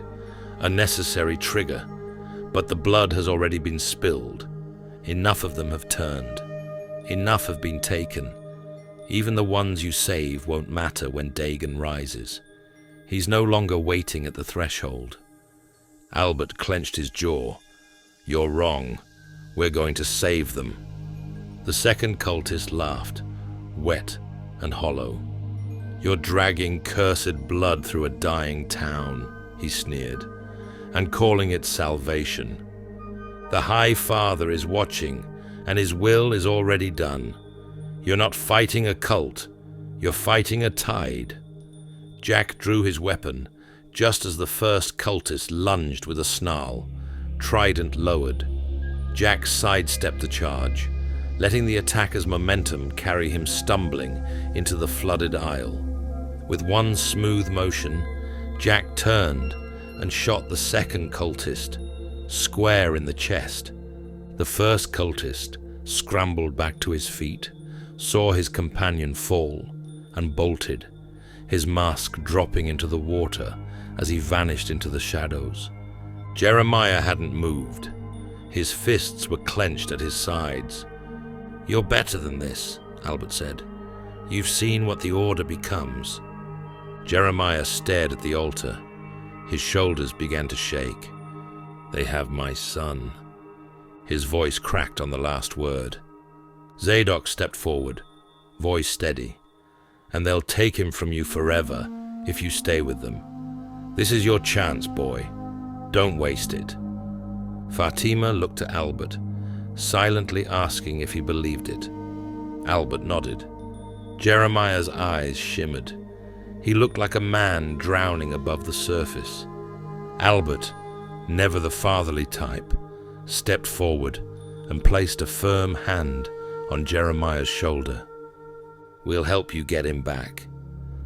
Jeremiah looked at him, and for the first time, there was no hatred in his eyes, only exhaustion. Fatima closed the Necronomicon. "We need to leave. The spell's unraveling. That choir isn't singing anymore. They're screaming." They emerged into the rain just as new figures began to appear through the fog. More cultists, their limbs long and slick with seawater. "Back to the alleys," Jack shouted. The group ducked into the side streets, Jeremiah stumbling alongside Zadok, blood in the water at his feet. They didn't stop moving until the church was lost to the fog. "2 marshes down," Albert said, catching his breath. "And they're getting desperate," Fatima added. "They know we're winning." "They'll throw worse at us next time," Zadok muttered. "Much worse." Albert looked ahead into the mist. "Then we'll be ready." Chapter 8. Leviathan's Mouth. The old fish cannery on Water Street hadn't operated in decades. Most of its windows were shattered, its roof long since collapsed. But the heavy iron doors at the base of its foundation weren't rusted shut. They were clean, maintained. "We're sure this is the place?" Jack asked, his white suit soaked through from the drizzle. Zadok Allen nodded slowly. "There's a shaft beneath it. Goes deeper than the old sewer lines. They say it was carved by hands that weren't born human. Goes all the way down to the edge of Yahanthle." Albert looked at the others. "Final marsh air is down there." Fatima pulled the Necronomicon close to her chest, and whatever's guarding him won't let him go without a cost. They pushed open the doors and descended into the dark. The stairs groaned underfoot, slick with algae. They descended in silence at first, save for the distant dripping of water and the scraping of boots on ancient stone. The air grew colder, thicker, alive with a pulsing hum that seemed to echo from beneath the world. Zadok's voice floated back from the lead. "It ain't just water below Innsmouth. It's memory and blood. The town don't forget what it gave up, or what it got in return." Fatima glanced at Albert. He said nothing. Zadok continued, half whispering, half praying. "They say the sea remembers faces, long after bones are gone, that the tide itself carries names. Obed heard 'em once, and he spoke back. Town's been listening ever since." Caleb muttered behind them, "Still listening, still sinking." Jeremiah's son, limping beside Albert, let out a low whimper. Not fear, but recognition. He had heard the same songs in his dreams. Caleb broke the silence. "We're really going to try it, aren't we?" Albert glanced back. "The charm. Fatima's spell. We'll use them both during the final rite. Reverse the transformation before it completes." Caleb snorted. "You think it'll work?" Fatima didn't turn. "I've seen it in fragments. It's possible, but only if enough bloodline remains unbroken. That's why we need all 6. And pork chop." "Poor bastard," Jack muttered. "Still can't believe they got him. He's better than most." "He's alive," Albert said, voice flat. "Or we'd feel it. We'll get him." Zadok shuffled ahead. "Yahanthle's close to this place. You'll feel its breath soon. Just don't let it take yours." Albert looked at Fatima. "And if the charm doesn't reach far enough?" She hesitated. "Then I enhance it. That's what the Necronomicon is for. But that'll draw attention. Once I cast, They'll all come for us. Jack adjusted his grip on his revolver.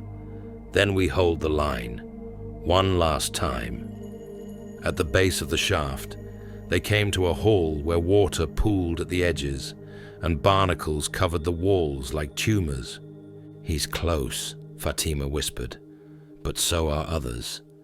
A shape shifted in the dark.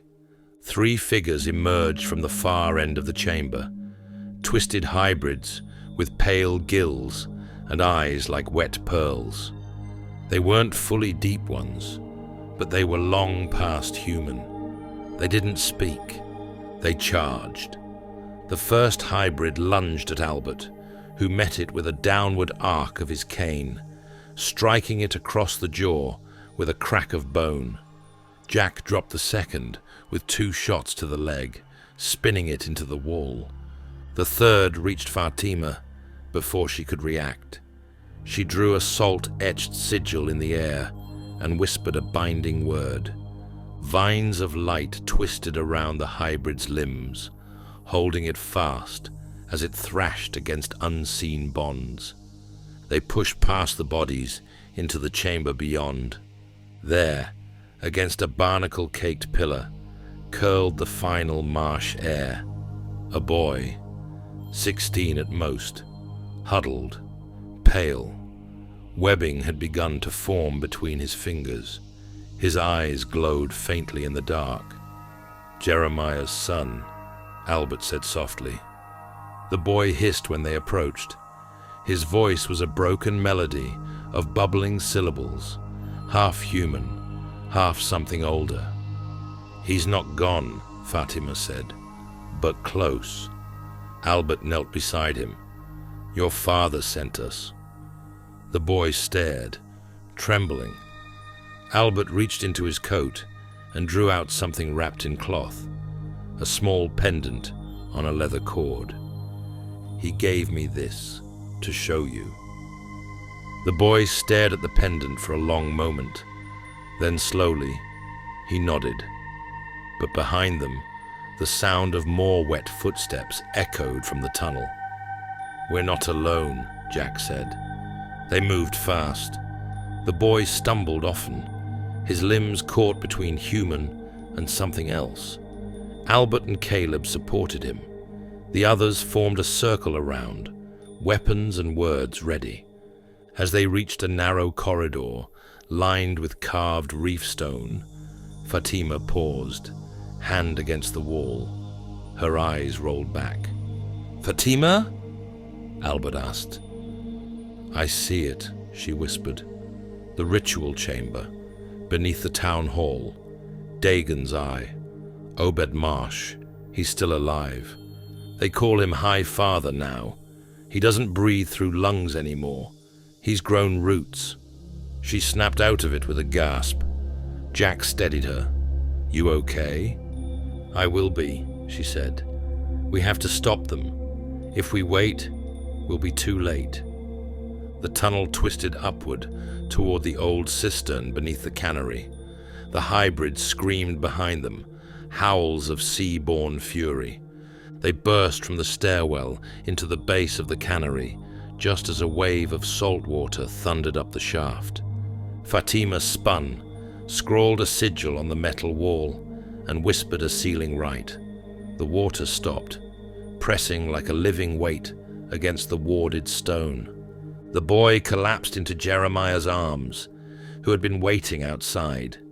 The two clung to each other in silence. Caleb leaned against a piling, eyes shadowed. 1 more hour, and he'd have been gone. Jack turned to him. "That could have been you."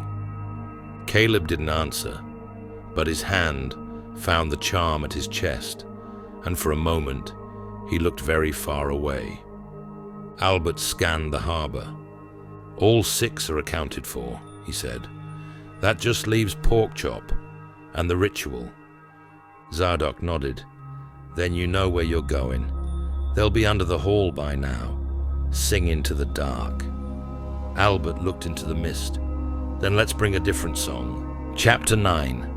The Last Voyage.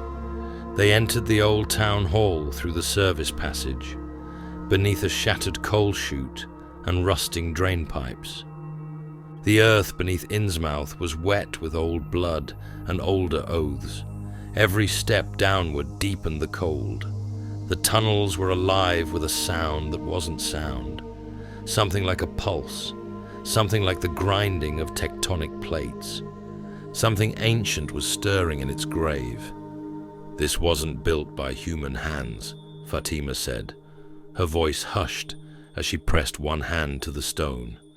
"This was carved by belief, or madness, or both." The tunnel opened into a colossal subterranean cathedral. Columns twisted like kelp. Murals flickered across the walls without light. And at the center, bound to a throne of barnacles and bone, was what remained of Obed Marsh. He was not dead, and he was not alive. The man who had once struck a deal with the sea sat fused to the stone, his torso impossibly long, ribs open like the jaws of a sunken beast. Seaweed hung from the arch of his ribcage in long, dripping cords. His arms had become coral branches. His face was still recognizably human, but it wept brine, and the whites of his eyes had turned black. His mouth hung open, agape, and his head tilted back in mockery of ecstasy or agony. His eyes were sunken, surrounded by bruised circles, the lids drooping, as if he looked always towards something hovering just out of reach, something beneath. Around him stood dozens of townsfolk in various states of transformation, some still clinging to humanity, others nearly gone. Their limbs swelled and stretched, their skin glistened like oil, and in their midst, bound to a coral post, bloodied but grinning, was Porkchop. "Hey," he croaked. "Took you long enough. They were about to start charging me rent." Jack stepped forward, gun drawn. "We're getting you out." Obed's voice rose, not from his mouth, but from everywhere. It echoed through the sea-slick arches, a voice deeper than memory. "There is no out. There is only below." The cultists began to chant. The hybrids swayed. The murals on the walls surged like living waves, showing glimpses of Dagon, a god made of salt and hunger and void, rising from a black trench lined with teeth. Caleb staggered, nearly dropping the charm. Fatima grabbed his arm. "Now, while they're still within reach." He held the relic aloft. Fatima opened the Necronomicon and whispered a word that had not been spoken in 10,000 years. The charm ignited with pale blue fire. A wind, unlike any wind, roared through the cavern, blowing inward toward the charm. The hybrids screamed. Some clawed at their skin. Others began to shift backward, scales retracting, eyes clearing. But not all. The ritual had gone too far. Several of them, fully in the grip of transformation, went mad. They screeched like broken whales and charged, lunging and flailing like crazed orangutans with gills, their bones cracking in unnatural directions as the deep-won flesh fought the reversal. Albert swung his cane like an axe, sending one careening into a pillar. Jack fired again and again, carefully aiming for legs. Fatima recited another phrase, binding a charging hybrid to the ground with chains of steam. One of the attackers seized Caleb by the throat. Jeremiah threw himself between them, shouting his son's name, and was struck down, torn open by claws that had once been his sister's. "Jeremiah!" Fatima screamed. He bled out in silence. The charm pulsed again, once, then dimmed. The chanting stopped. The hybrids, those still halfway human, fell to their knees. Obed Marsh's throne cracked. Seawater gushed from his mouth, and his form slumped forward. The spell was broken. Dagon did not rise. The silence afterward was immense. Fatima collapsed beside Jeremiah's body, lips trembling with a half-prayer. Jack stood over Porkchop, cutting his bindings. "You all right?" "I mean, I've had worse first dates," Porkchop said, coughing. "Remind me to not book any more seaside vacations." Albert knelt beside him. "They didn't break you?" "Not for lack of trying."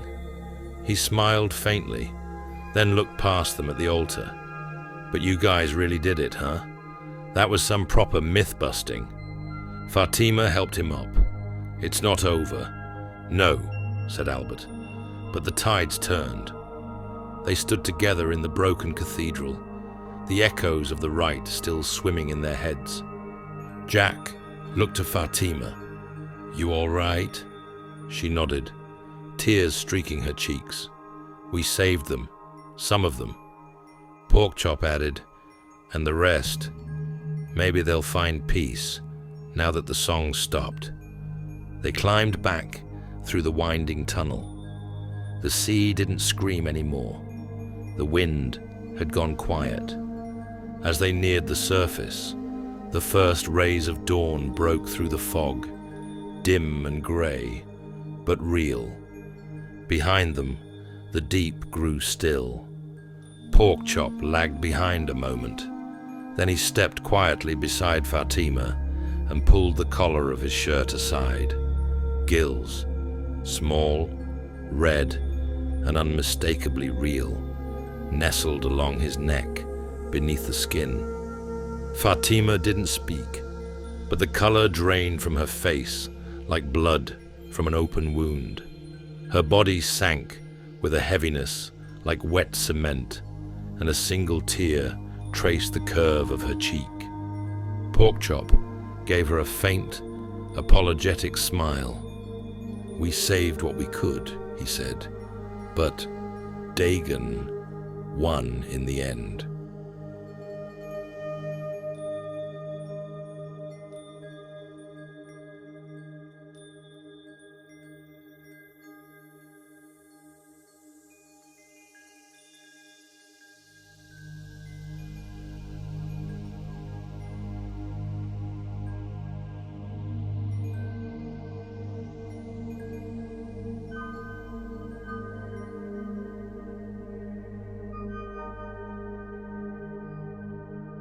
The Book of Abdul Alhazred.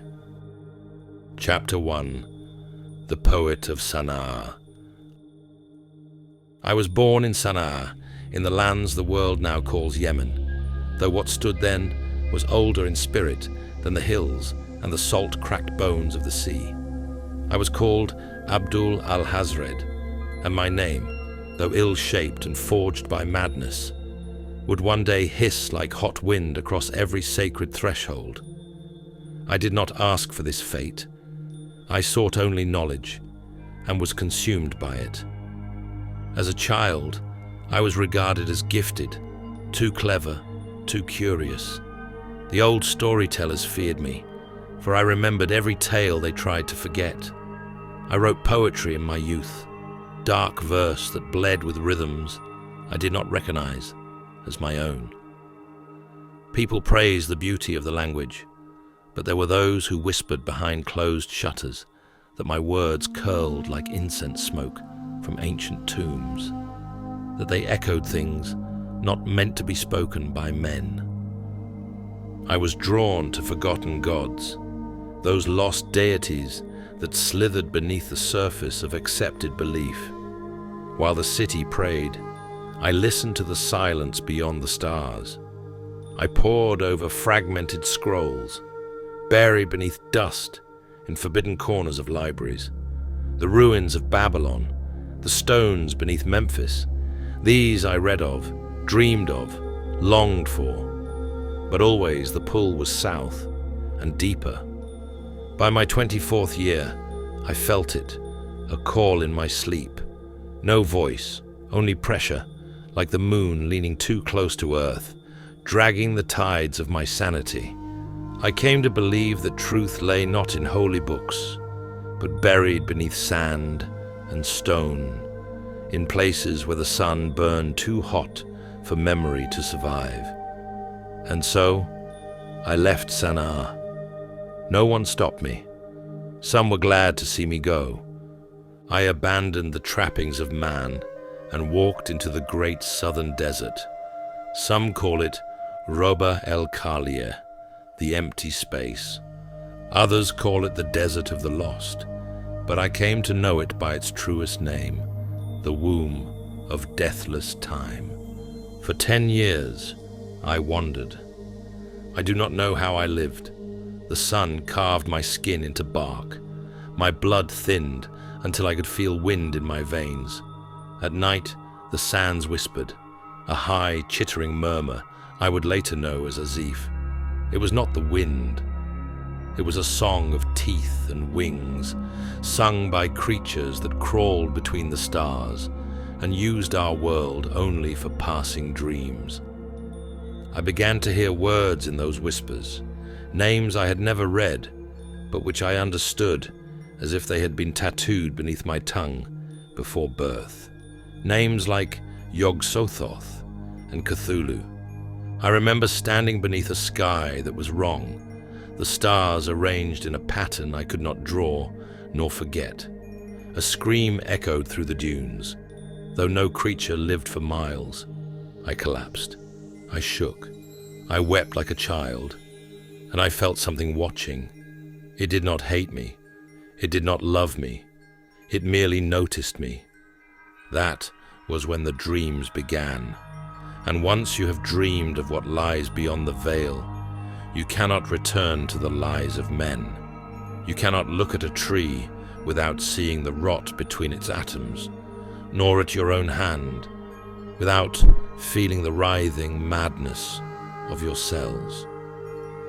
You begin to suspect that reality is a trick, a thin membrane stretched over something vast and squirming. I began to write in the sand, symbols I could not pronounce, but which my hands knew. I would wake and find whole pages inscribed into the cliffs where I had slept. I had become a conduit. The desert was not empty. It was full of voices screaming in languages older than speech.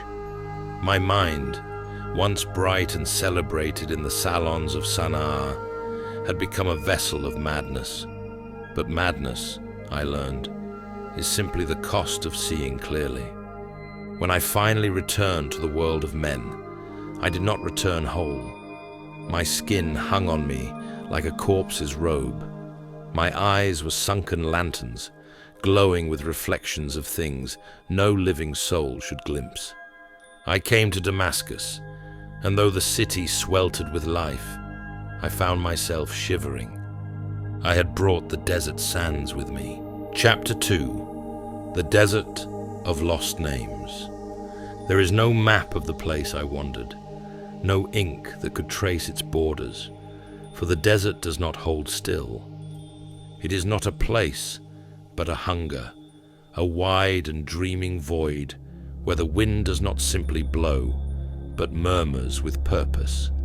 I came to understand this early, after the second year alone, when I began to notice the patterns.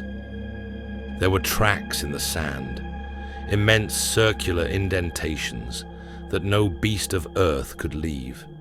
They would vanish by morning. Sometimes I would wake to find them around me in a perfect spiral, as if something had watched me sleep. I saw no creature, but I felt it. I began walking in longer arcs, spirals and figure eights, not by choice, but by compulsion. My feet were no longer my own.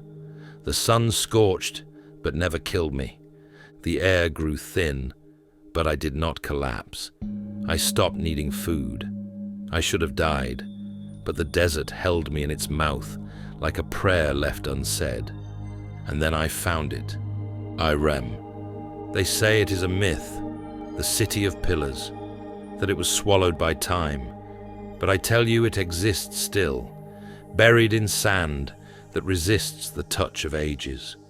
The walls were not ruined, not collapsed, but preserved in a state not of stasis, but of anticipation.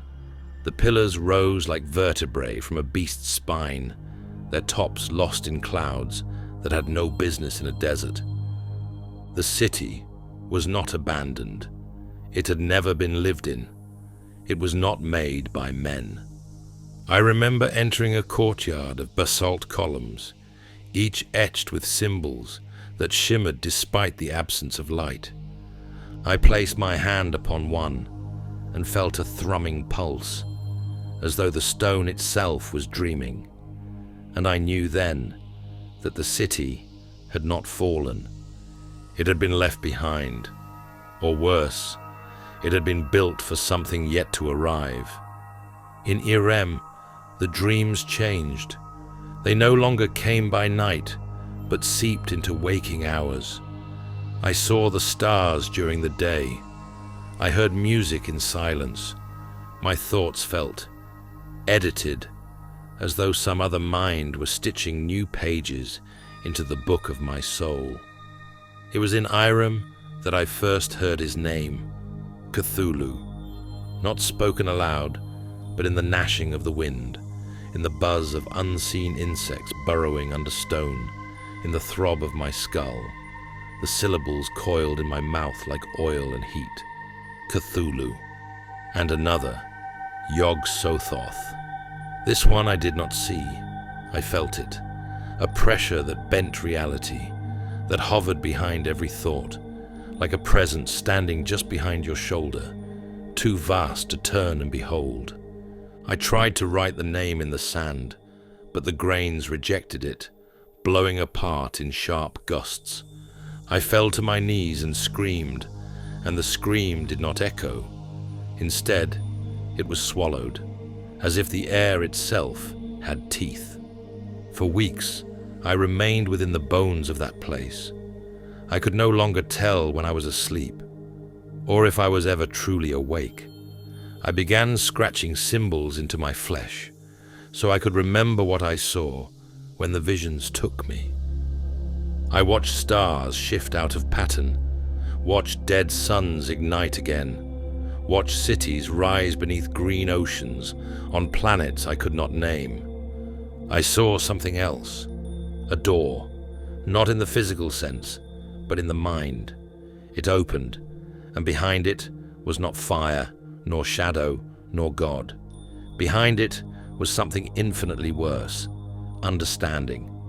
I saw the universe not as the priests claim, not as a crafted and careful design, but as a haphazard spillage, a place of blind immensities and crawling chance, where creatures vast and insane laugh in languages that shape galaxies, and we are beneath their notice. I awoke one day with my hands trembling. There was blood on my robes, though no wound. The glyphs I had etched into my skin were gone, yet I remembered them all the same. I knew then I had to write, not to make sense of what I had learned, for it is not meant to be understood, but to contain it, if only to keep it from spilling. So I walked out of Irem, though I do not remember the leaving. I remember sand. I remember a voice whispering, "Not yet." I remember the desert closing behind me, as if swallowing its secret. I wandered west for many weeks. Eventually, I reached the outskirts of Damascus, and I began to write. Chapter 3, The Book of Screams. Damascus was no sanctuary. I returned with the gait of a man recently exhumed. My hair was white as bleached bone, my face hollowed like the eyes of the idols I had once studied. I walked the streets as a ghost among the living, but I was not invisible. They stared, not with curiosity, with dread. Something clung to me, a residue that men could sense, even if they could not name it. Mothers clutched their children tighter when I passed. Dogs refused to look me in the eye. I took residence in a crumbling hovel near the edge of the city, where the walls sweated salt and the lamps never burned evenly. It was here, by flickering candlelight, that I began to write.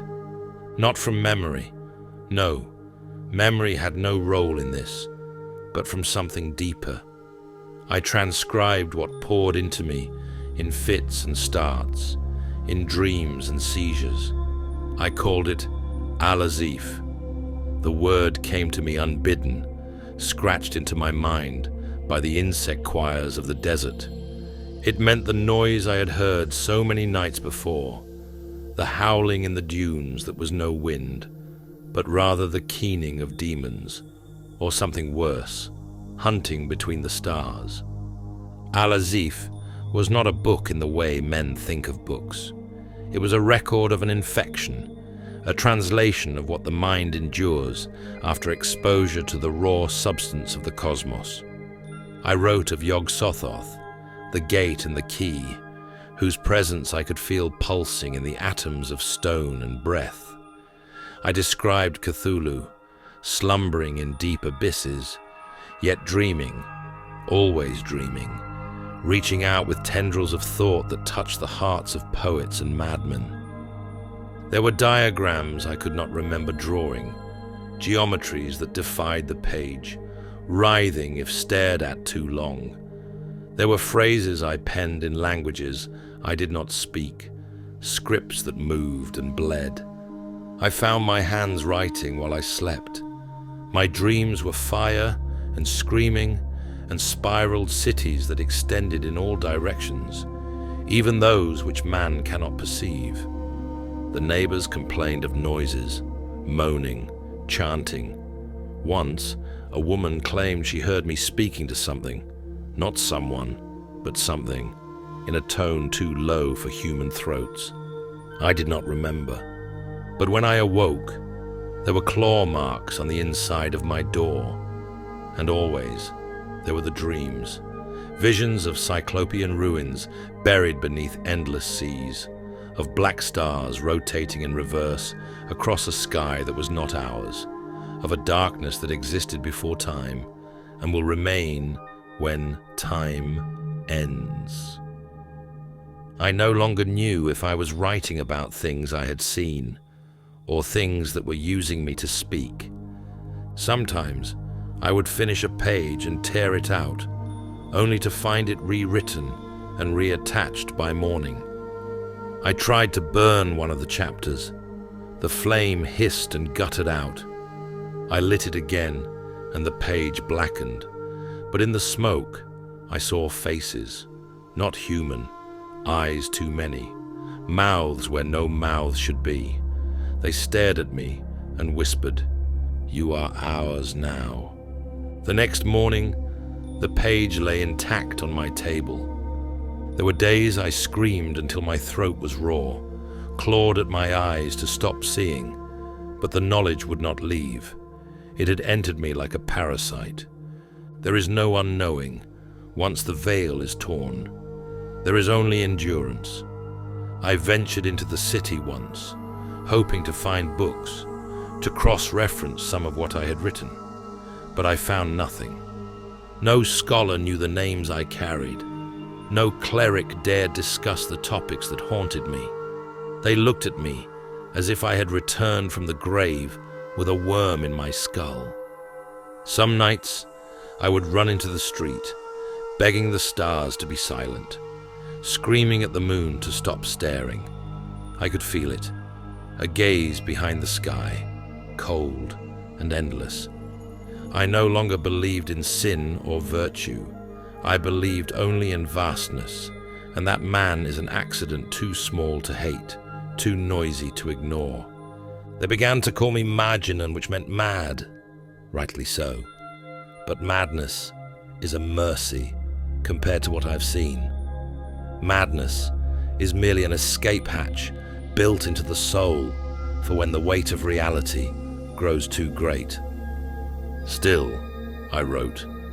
My fingers cracked and bled from the effort. I ate only dates and dust. I drank wine until my body stank of it just to sleep. But the writing continued. I wrote of the elder things, of the shapes in the void, of those who dwell not in our dimensions, but in the spaces between, watching, always watching. I filled scrolls, skins, slates and stones. The words demanded form, and I gave it to them. One night, I awoke to find every surface of my home covered in text. My body trembled, my ears bled. The lamp had gone out, but I could see somehow, an internal glow, like a lantern behind the eyes. I looked around at the words, and I knew this book would not save me, but it might save others, if they had the strength to read it, if they could bear the knowing. I kept writing. Chapter 4, That which watches in the daylight. I no longer sleep. If I dream, I do so with my eyes open, hands shaking, pen gripped too tightly to release. The book is finished, yet it is not complete. New pages write themselves in my absence. A passage I burned 3 nights ago has returned. Only now it bleeds at the edges, the ink running down the page like black sweat. I feel the book is watching me. The air around my home grows colder, though the sun beats hot outside. Shadows gather in corners, even when the lamps burn bright. I tried to leave the city once, clutching the book to my chest, like a child escaping a fire. But something followed. I felt it in the way people stared, in the birds falling silent as I passed. Even the sky changed, a pallid smear of yellow that sat too low, as though the heavens had sagged under the weight of some invisible truth. The noises return now, even while I'm awake, not in my ears, but behind my eyes. A sound like the cracking of ice underfoot, layered with chimes and distant echoing laughter that doesn't sound human. And beneath it all, a voice that says my name in reverse. Sometimes the candlelight dims for no reason, as if something large has moved between me and the flame, though nothing is there. I have begun to feel watched, not metaphorically, not the creeping sense of paranoia, but something more precise. Something is gazing directly at me from above or beneath or behind the page, and it knows what I've written. I have stopped venturing into the city. The last time I did, a child pointed at me and screamed until he fainted. A merchant refused to sell me figs, then fell to his knees muttering prayers. I saw my reflection in a puddle and did not recognize my own face. There was something moving behind my eyes, a twitch of shadow that shouldn't have been there. Still, I write. Still, I add notes in the margins, warnings in half-legible script. Do not say the name aloud. Draw the symbol inverted, never read backward. I believe I am being hunted, not in the way a man is hunted by beasts. No, this is older. This is a reclamation, a pulling back into the fold. I have touched something sacred to the universe and been found guilty of intrusion. What comes for me is not vengeance. It is restoration. They will remove me from this world, not because I am evil, but because I do not belong anymore. Last night, I saw it. Not in dream, but in waking. It stood in my home, just outside the circle of candlelight. I did not hear it enter. I smelled it. Salt and rot and stone turned to flesh. It was not visible, not fully, but I saw the suggestion of limbs, where limbs should not be, of a head that floated too far above its body, of a presence that cast no shadow. It said nothing. It did not move, but I felt my bowels empty. I wept. I could not stop shaking. When the sun rose, it was gone. but the wax had melted in a pattern I had drawn once in Irem, in blood, without knowing what it meant. I believe I will die soon, perhaps tomorrow, perhaps within the hour, but I have no illusions of a peaceful end. I have seen how the watchers feed, not with mouths, but by unmaking. I have read the stories in dreams not my own. They erase, they remove, they unravel your presence from the fabric of time, such that you were never born. And yet, my book remains. I have hidden it, buried it beneath stone and salt, beneath forgotten names, but it will be found. It wants to be found. It pulses in the dirt. It calls. It has my voice now. I hear footsteps outside my door. I see no one. The lamp flickers. The manuscript ends here, or so it should have. But the tale does not end in ink. There were witnesses. I have heard their screams across the veil. They say that morning broke over the marketplace in Damascus, and all was ordinary. Merchants unfolded their rugs. Slaves carried urns of water. A group of philosophers argued beneath the old sycamore. And then I appeared, wild-eyed, barefoot, blood on my robes, the Necronomicon clutched against my chest like a child. I did not speak. My mouth moved, but no sound came, only the buzzing of insects that were not there. Those who saw me remember the sudden silence, as if the wind itself had fled. Then the air above me shimmered. There was no shape, but the light bent around something immense and dreadful. The sky wavered like heat off stone, though the day was cool. Without warning, I was lifted into the air, not gently, but jerked skyward like a puppet, limbs flailing. Someone screamed. Someone else fell to their knees and began weeping blood.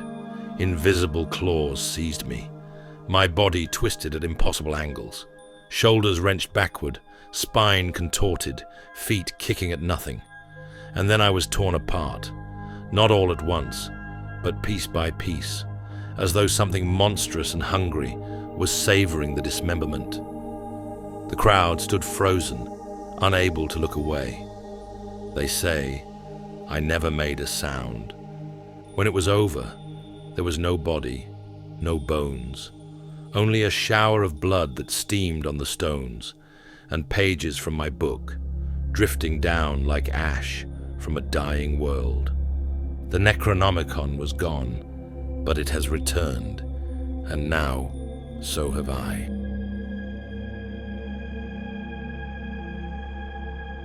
Thank you, dear listener, for accompanying me into realms of unspeakable dread. Your courage, or perhaps your morbid curiosity, is most commendable. Yet beware. Knowledge, once gleaned from the abyss, can never be unseen. It festers in dreams and whispers dark truths in the silence of midnight. Should this descent into cosmic terror have pleased your restless spirit, inscribe your impressions below in the comments, press upon the eldritch sigil marked like, and commit yourself eternally by subscribing to this channel. Furthermore, I implore you, spread these horrors, share this sinister revelation among friends and associates, so that they too might awaken trembling in the dark, aware of mysteries that should remain undiscovered. Until our paths cross once more, may the shadows favor you kindly. Though after this night's journey, I promise you, neither rest nor sanctuary from the nameless horrors that lurk just beyond the veil.